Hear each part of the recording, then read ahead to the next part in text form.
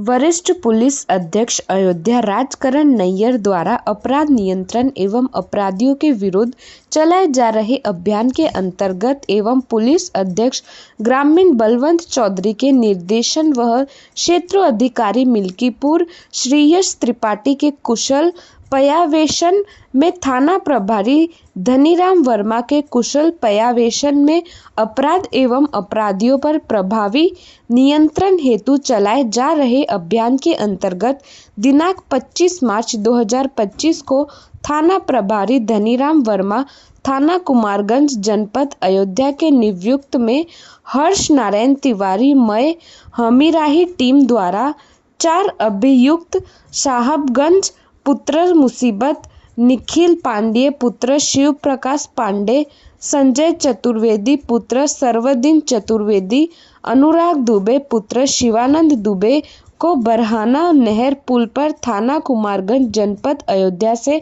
समय करीब 2:57 पे गिरफ्तार किया गया। गिरफ्तार शुदा अभियुक्त साहब से 1 अदद तमंचा देसी 12 बोर मय, 1 अदद जिंदा कारतूस 12 बोर वह 1 अदद खोखा कारतूस बरामद किया गया,